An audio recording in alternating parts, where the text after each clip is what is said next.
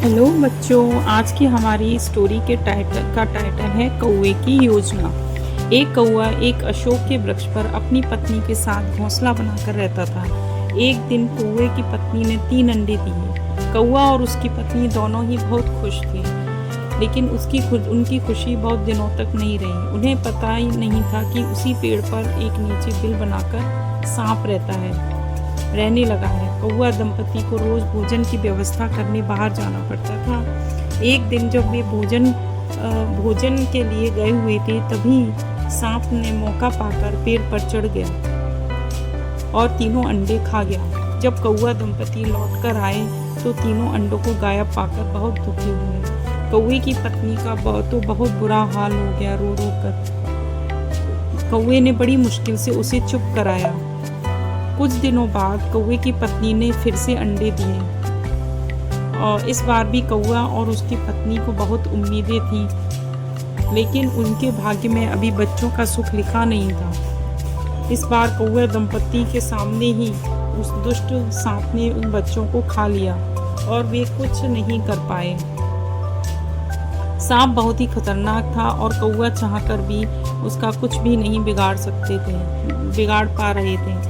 जब कौवे सांप से नहीं निपट सके तो मदद मांगने के लिए अपनी पारिवारिक मित्र लोमड़ी के पास पहुंचे। उन्होंने उसे सारी काराम कहानी सुनाकर उससे मदद मांगी। उसकी बात सुनकर लोमड़ी बड़ी गंभीरता से सोचने लगी। आखिरकार उसने एक तरकीब खोजी। कौवा दंपति को उनकी योजना बहुत ही पसंद आई। लोमड़ी को धन्यवाद देकर वे अपने घर लौट आए। उनका विश्वास था कि लोमड़ी की सलाह के बल पर वे अपने शत्रु से निपट जाएंगे। अगली सुबह वे नदी के उस तट पर पहुंच गए जहां उस राज्य की राजकुमारी प्रतिदिन स्नान करने आती थी। थोड़ी ही देर में राजकुमारी वहां पहुंची। उसके साथ कई सशस्त्र सैनिक भी थे। राजकुमारी ने तट पर अपने सोने के आभूषण रख दिए। उसने सैनिकों को उन आभूषणों की रखवाली करने के लिए कहा। कौवे तो इसी बात का इंतजार कर रहे थे। कौवे की पत्नी ने बड़ी तेजी से नीचे की ओर झपट्टा मारा और कीमती हार को चोंच में दबाकर उड़ गई। कौवा भी उसके पीछे ही था। सैनिकों ने शोर मचाते हुए कौवे का पीछा किया। कौवा तेजी से उड़ते हुए उसी पेड़ पर जा पहुंचा जहाँ वे रहते थे। कौवे की पत्नी ने जब वह हार सांप के बिल में फेंक दिया। उस समय सांप अपने बिल में गहरी नींद में सो रहा था। हार गिरने की आवाज़ से सांप की नींद खुल गई और फुफकारता हुआ बाहर निकला। तब तक राजकुमारी भी सिपाही भी वहां पहुंच गए। गुस्सैल सांप ने आँव देखा न ताव और सैनिकों पर झपटा। सैनिकों ने उस सांप को घेर लिया और अपने भालों से उसे मार डाला।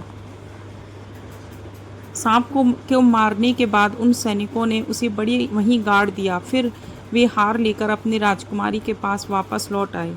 हार पाकर राजकुमारी बहुत खुश हुई, क्योंकि वह उसका पसंदीदा हार था। उसने उन सैनिकों को पुरस्कार दिया। सांप के मरने पर कौवा दंपति भी बहुत खुश हुए, क्योंकि उस सांप ने उनका जीना हराम कर रखा था। उन्होंने लोमड़ी के पास जाकर उसे सांप की मौत का समाचार सुनाया और धन्यवाद दिया। कुछ दिनों बाद कौवे की पत्नी ने फिर कुछ अंडे दिए। इस बार अंडे खा जाने वाला सांप वहाँ नहीं था, इसलिए कौवे के अंडे सुरक्षित रहे। ठीक उस समय पर अंडों से कौवे के बच्चे निकल आए और उन बच्चों के जन्म पर दोनों दंपति बहुत खुशी मनाई। इस कहानी से यह शिक्षा मिलती है कि बुद्धि के बल पर कठिनाइयों से पार पाया जा सकता है। Thank you for watching my video, and if you like it, please like, share and subscribe my channel. Thank you.